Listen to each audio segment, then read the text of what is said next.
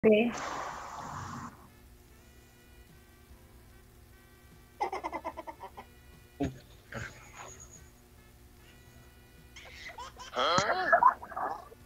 Hello po, sir. Hello, hello, hello, hello. Gandang gabi po. Gandang gabi po naman, gandang gabi naman.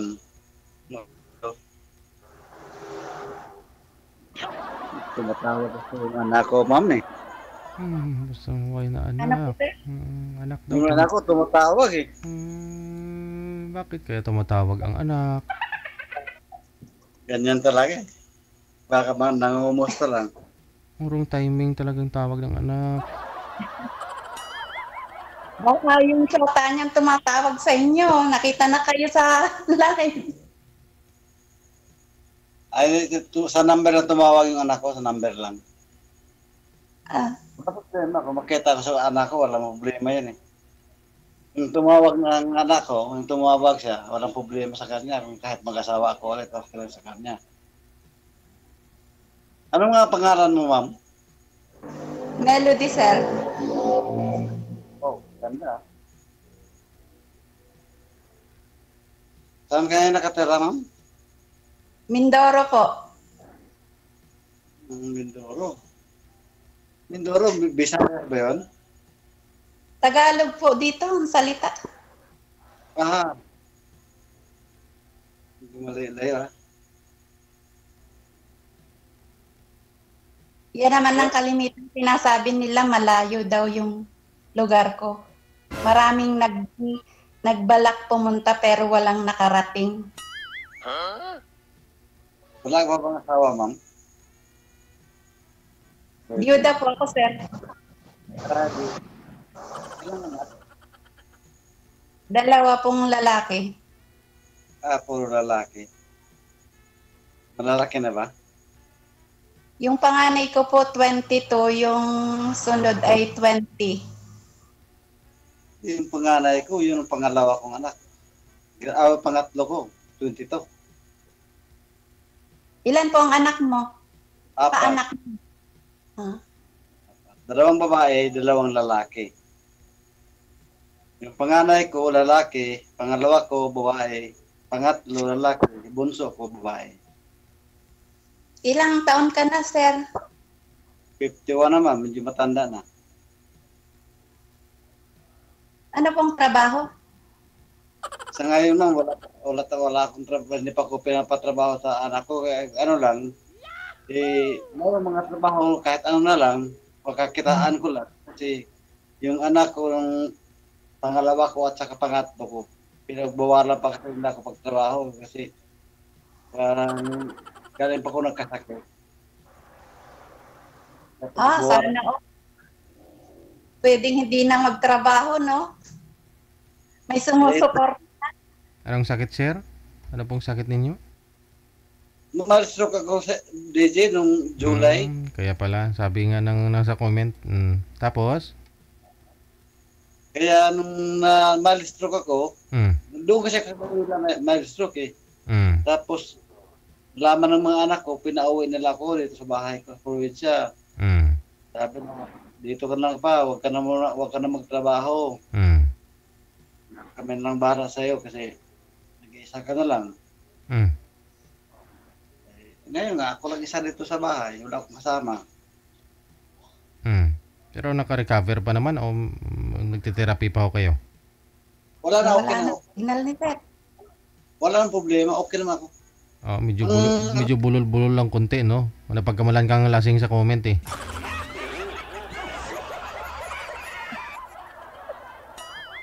Hindi ko pasalitan ng ano ko sa pagka-malistro ko.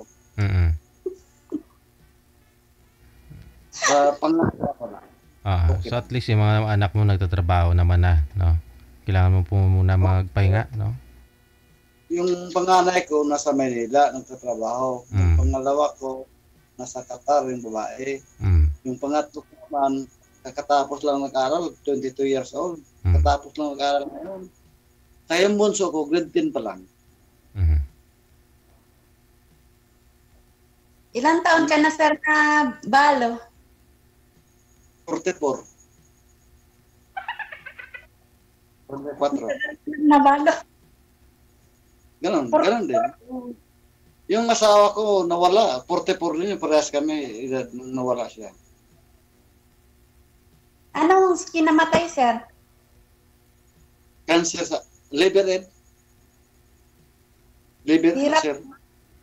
Hirap nang mawala ng asawa, lalo na kung mahal mo. Palainom siya? Palainom po ba?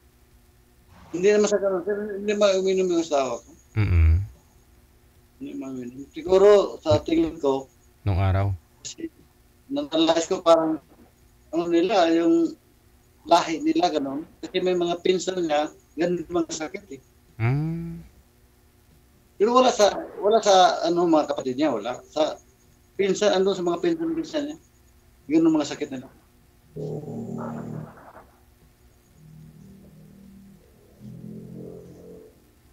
Anong hanap mo dito, sir? Dawan Ha? din? Dawan din ang hanap mo, kaya ka sumali? Ano ma'am? Anong hanap mo kay DJ? Bakit ka sumali? Siguro kung magkakaroon ng pagkakataon na magparol kaya sumali ako, ganun. Kasi di naman tutol yung mga anak ko mag-asawa ko ulit kasi gusto nila dahil para lang may kasama daw ako.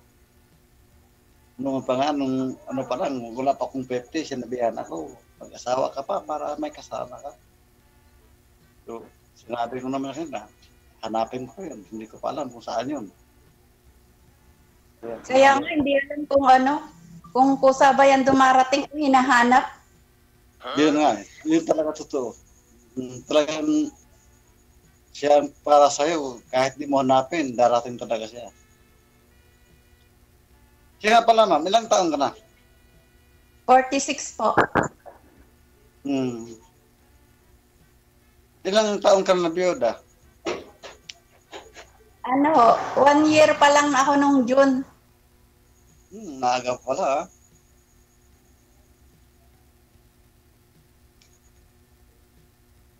Ako, 7 years na. Ba't wala po dyan? Mahanap. Nakarating din kayo kay DJ. Pero mga babae dito, talaga para hindi siguro sa atin, gano'n, hindi para sa akin. Tulad tayo, may mga lalaki dyan, di ba? Ba't dumating ka pa kay DJ? Gano'n din. Kaya, Ambot sa langaw. patatlong sabi ko na to.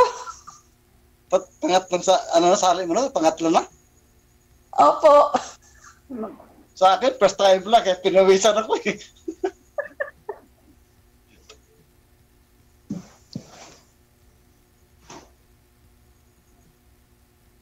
Yung mga nakachat ko dyan, pa-shout out. Sabihin mo para Yung mga nagbalak pumunta pero walang nakarating. Sana all. ba? Kaya mo na, hintayin mo lang, baka makarain sa'yo yung Baka nagbibiyahe pa. Sabi ko naman, kung sino yung makakarating sa akin, tatanggapin ko naman kahit walang hagdan yung aming bahay. Umakyat lang sila ng ligaw.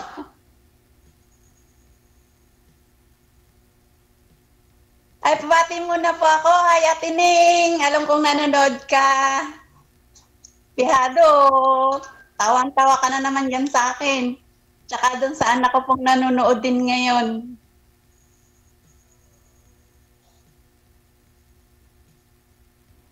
Saan yung mga anak mo, ma'am, ngayon?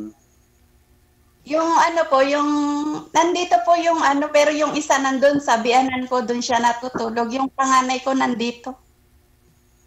May asawa na ba yun? Wala pa. Wala pa po. Parehas pa silang nag-aaral. Yung panganay mo, 22 na sabi mo, di ba? Opo. Pero siya po ay graduate na ng pastor. Tapos, pero nag-aaral siya ng engineering ngayon. Yung bunso ko, nag-aaral pa rin, third year college. Pero parehas po silang nandito ngayon kasi nga magpapasko. Gusto nilang samahan na ako kahit na hindi kami kompleto iba pa rin yung kahit 3 na lang kami.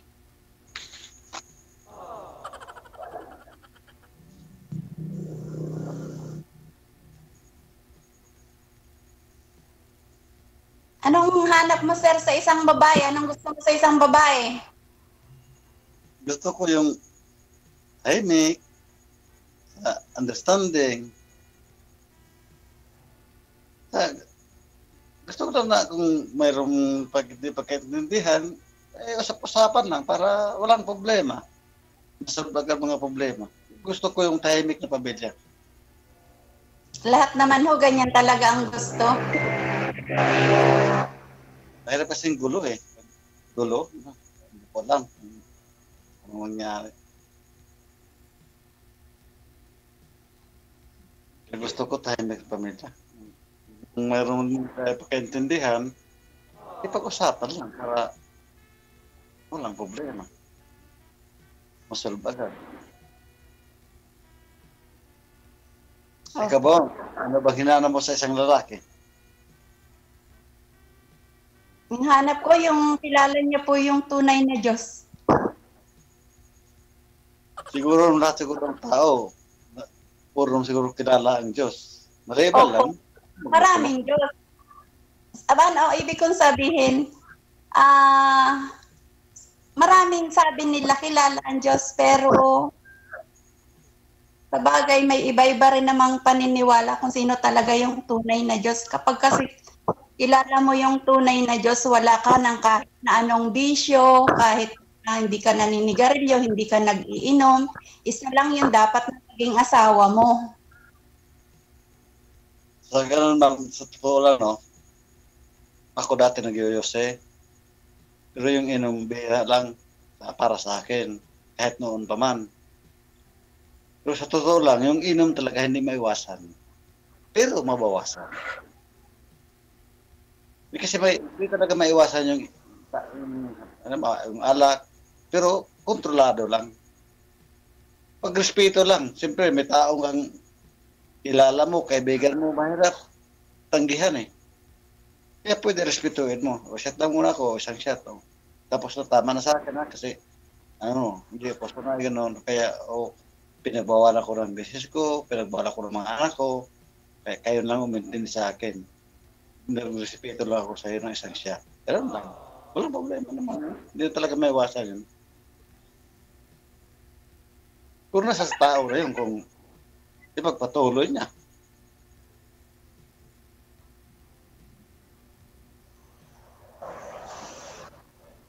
Para sa akin talaga, hindi na ako masyadong nag-iinom.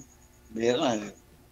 Na kahit naman pa, sa akin nga, kalating taon bago ko makainom. Saan tayo ba?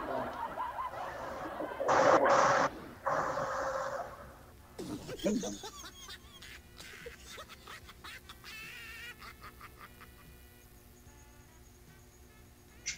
Tanong pa kayo, sir. Wala kang boyfriend niya. Ay, bawal po. Sumali dito ng boyfriend. Tsaka asawa. Tsaka kung may boyfriend po, sir, hindi ako makakarating dito kay DJ. Alam ko yun. Bawal dito. Pero, meron naman tao marunong magsinungaling eh. Meron, pero sir, makapagsinungaling man tayo sa tao, pero hindi tayo makapagsinungaling sa Panginoon.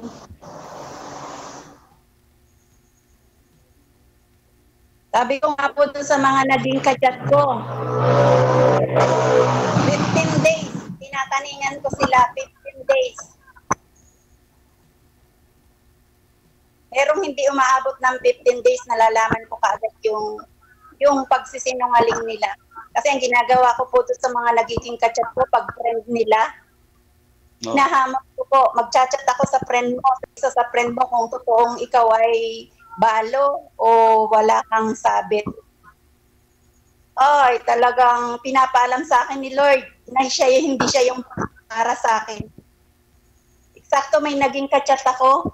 Shout out kung nanonood ka. Nagpaalam ako sa kanya, sabi ko, pwede bang magtanong ako sa isa friend mo kung talagang totoong wala kang syota o ano? Sabi niya, oo, kahit magtanong daw ako, wala akong malalaman tungkol sa kanya. Parang may binubulong sa akin na kailangan kong gawin yon na magtanong ako. Alam mo po ba yung napagtanungan ko? Yung asawa ng kanyang, yung magiging asawa niya, ikakasal na pala sila. Kapatid mo. Kaya sabi ko, napakabuti sa akin ng Lord kasi nga hindi niya ako hinayaan na doon sa mga taong sinungaling. Tama.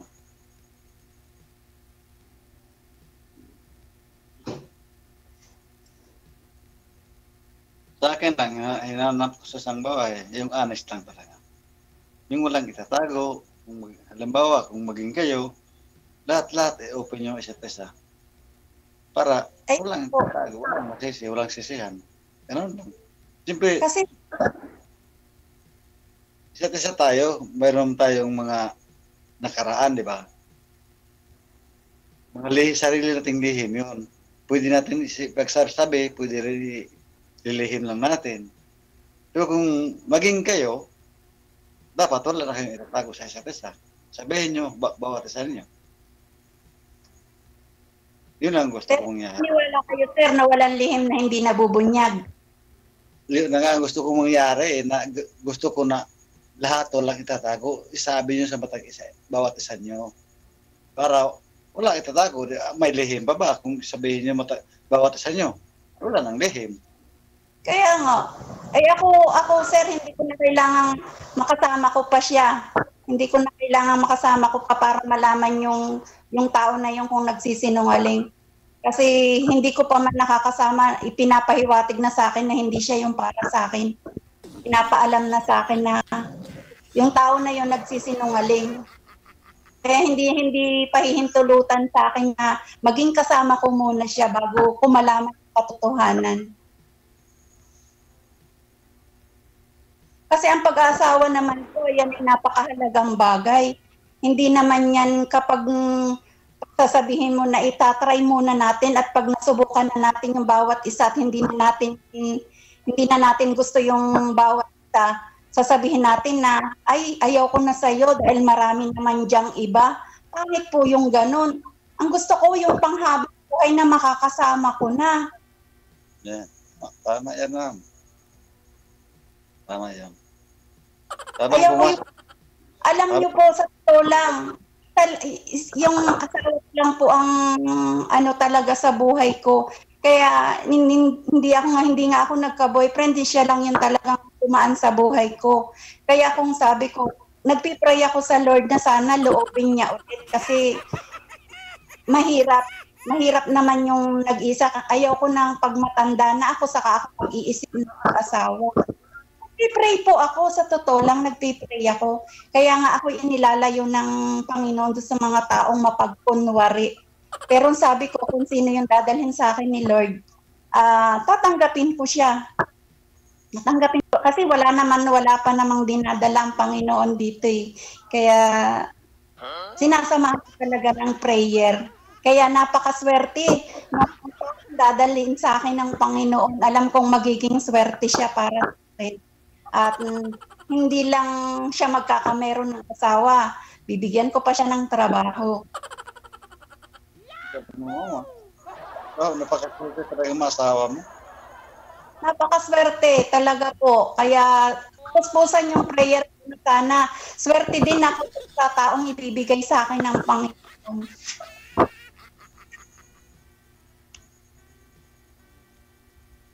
Siguro, ganun talaga. Siyempre, pag pumasok ka ng relationship, talaga panghabang buhay kasi hindi biro-biro yun. Ang tanong, Opo, hindi yan dapat pinaglalaro. Pag-aasawa, kailangan sigurado. Ayaw ko nang ganun yung pag nagsubukan ko na ayaw ko nang ganun. Gusto ko yung panghabang buhay. Tama. Paano yan, ma'am? Kasi mild stroke na si sir. Kaya ni sir drive yung ano mo, yung manual mo na bus? Yun nga, DJ. Kaya ano na naman dito, DJ, busted na naman ba? Depende po sa inyo. Sabi niya, sir, hindi ka rin marunong mag-drive. Ay, kailangan ko ng driver. Kahit ano lang, marunong mag-drive. Kahit ikaw, pag-drive ko, maano ko rin, magawa ko rin yun.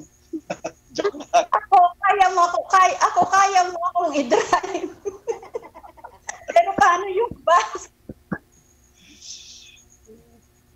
Pero sa totoo lang sabay natin bero, kahit ganito lang, sabay bero.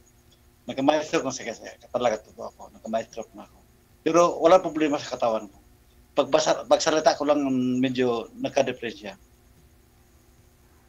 Yun lang. Kaya nung inijyakan ako ng doktor, medyo bumuti-buti ang pakiramdam ko sa salita ko. Medyo bumalik. Pero ano lang, sa anak ko, di pa lang ako pinapagawa ngayon. Pero gumawa na ako, kahit ano, gagawin ko na, buhat na ako. Pero hindi ko pinalam sa anak ko. Baka pagalitan ba ako, hindi na ako bigyan. Hindi ko pinalam, gumawa ako, gano'n.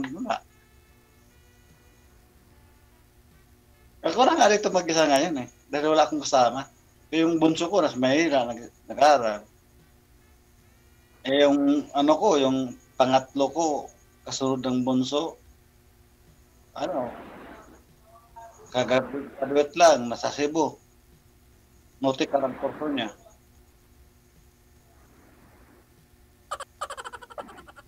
Pero kung bigyan mo lang ako ng trabaho. Kaya ko magtrabaho, Driver din nga yung pinag-pray ko sa Panginoon. Pero may naging kachat po ako na ako na hindi siya driver. O yang hindi pa naman nandiyan siya sa Saudi.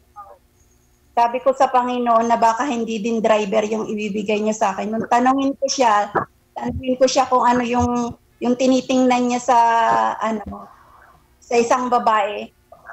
Sabi niya, malaki daw yung hinaharap at magandang manamit. Sabi ko sa kanya, wala ako ng bagay na yon. Bigla na lang akong blinak. Hindi talaga ako driver, pero may kunting alam ako sa pag-drive. May kunting akong alam. Kaso lang, yung license ko, nawala. Yun lang problema ko. Ay, hindi rin kayo, sir, pasado. Hindi rin kayo pasado. Wala akong magawa. Makakailang sali pa kaya ako kay DJ bago makahanap yung aking dawan. Baka nagagalit na si Ma'am Pearl. Sabihin, ano ba naman to? Palagi nang sumasali. Baka yung mga basher diyan, inis na, lagi na lang ako yung napapanood. Pagpasensyahan nyo na po, talagang ang mga byuda ay ganito, naghahanap ng makakausap. Dahil minsan malungkot. Alam ko naman po dyan yung mga nababasa ko sa comment, may nakakaunawa po sa akin. Thank you po sa inyo. Alam ko yung nararamdaman ko, nauunawaan nyo ako. At yung mga naiinis. Kasi kung driver po yung hanap mo, ma'am, pwede po kayong maglagay ng wanted driver siguro sa harapan ng bahay nyo. Pwede ganun. Ay, huwag naman, DJ. May driver naman ako, DJ. Oh, yun naman po pala Pero, syempre, gusto ko rin sana nga marunong mag-drive. Pero okay lang sa akin kung hindi ibigay sa akin ng na driver. Nag-a-accept din naman po ako dun sa mga nag-PPN sa akin, yung mga nakapanood dito. Kaya nga lang, bakit ganun na wala pa rin, ayag na nga ako na pero yung ganun nga, yung sinabi ko sa inyo kanina, tinanong ko, anong gusto ko sa isang babae, nakaharap daw at magaling magdala ng damit. Wala ako nun. Anong gagawin ko? Lagi pagsiksikan ko yung sarili ko sa kanya. Okay na rin naman sana na kahit hindi driver kung hindi yun ang ibibigay sa akin ni Lord.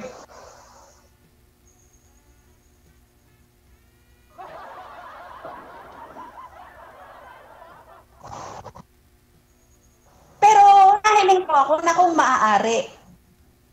Kung maaari. Pero kung hindi, kung ano yung kalooban ni Lord na dadalhin niya sa akin, okay lang po. Basta galing sa Panginoon, tatanggapin ko.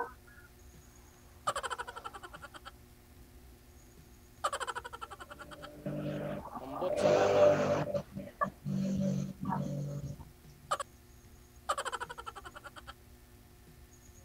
Ewan ko, ambot sa langaw. Ano sir, wala na kayong tanong. Baka may susunod po na line up.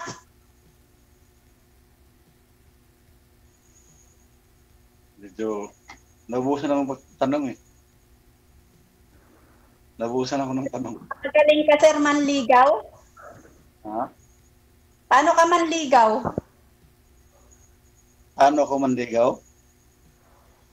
Hindi mababa naman ito mandigaw eh. Sa private na lang yun.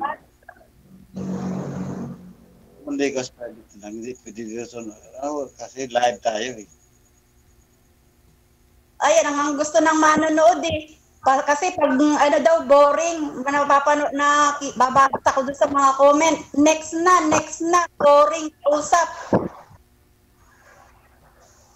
Kahit live tayo, pwede ganun, mandigaw, ganun.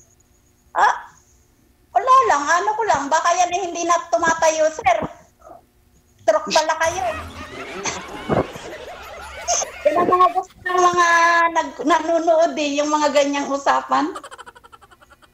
Walang problema, walang problema sa katawan ko eh. Walang problema yan. Okay naman katawan ko, walang problema. Salita ko lang na epektuhan.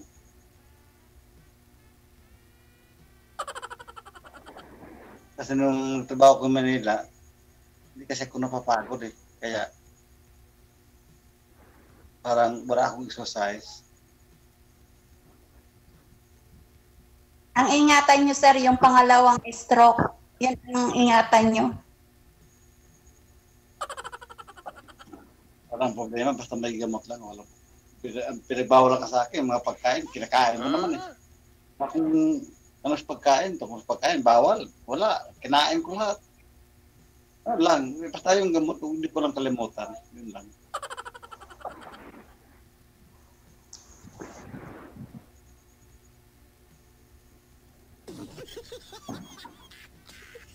Ewan ko, Sino ambot kasama sa langaw. nyo, sir, dyan sa bahay nyo?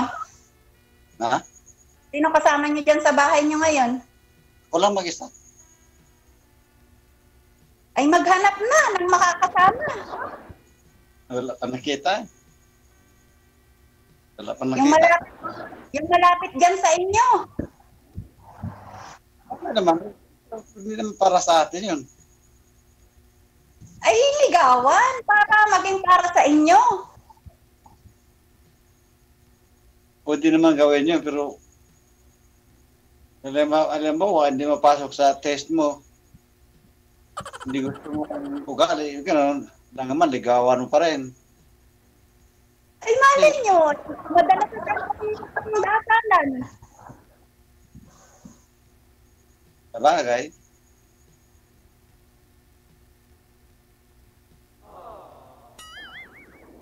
Pero wala pa akong makita. Wala talaga.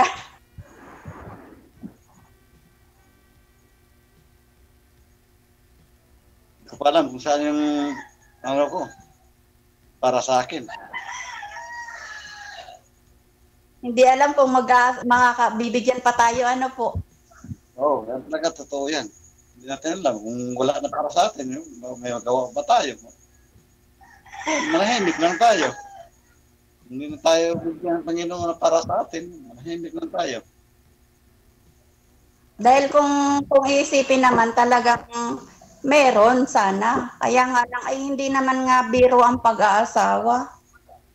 Yun na, kaya sinasabi ko nina, na pagpasok ng relationship, Hindi biro yon. Kailangan habang buhay yon.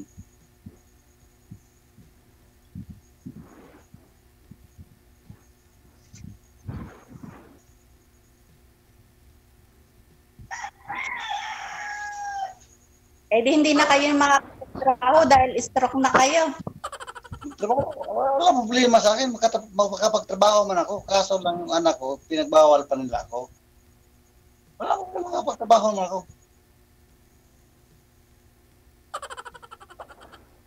Yung anak ko lang kasi pinagbawalan pa nila ako pagtrabaho. Ay ano nga sa doktor sa akin, 2 buwan lang eh. Papahinga ko 2 buwan. Gusto ko lang sana magtrabaho eh. Yung anak ko lang, hindi ayaw pa nilang patrabahoin ako. Kailan po ba kayo, sir, sir? Kailan po kayo na stroke? Ha? Kailan pa ho kayo na stroke? July July. 28. July 28. 2 buwan lang sabi ng doktor sa akin. Tapos, pwede na ako balik sa trabaho. Kaso lang, yung anak ko, 2 talagang anak ko, yung nagbawal sa akin na, pahinga ka na pa. Ano po ba trabaho niyo, sir? Saan po ba kayo dati nagtatrabaho? May akong trabaho dati, sir. Itong Logos na umukuya ko dito. Driver din? Hindi. Ano lang ako, welder ako na wala. Mag-welder ako. Ngayon lang pala kayong taon na stroke? Oo, nung July 28. July 28. Bago lang pala. Oo, kaya sa 2 buwan, hindi ako pwede magtrabaho. Di gusto ko na nga magtrabaho. Pero sabi ng anak talaga ko, yung anak ko, pinagbigyan ko na kasi ayaw nito talaga magtrabaho ako. Sabi nga, pahinga ka muna pa. So, malaki na raw sila. Sige.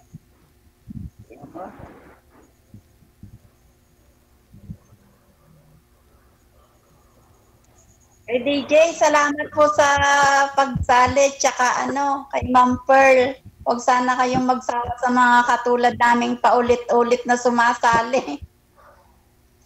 Alam niyo po, napakalaking tulong kasi yung nakakaalis ng stress yung malapit sa inyo. Nakakalibang.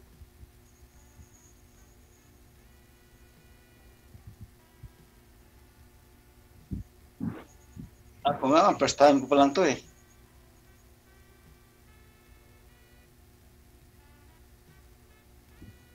Tingin mo, sir, masundan pa? Baka matundan.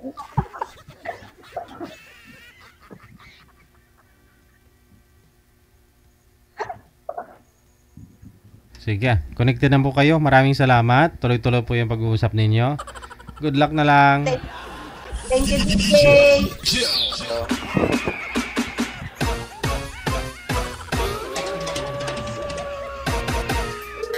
Oo nga, may nakausap po kaninang hapon, no? Na-stroke yung asawa niya.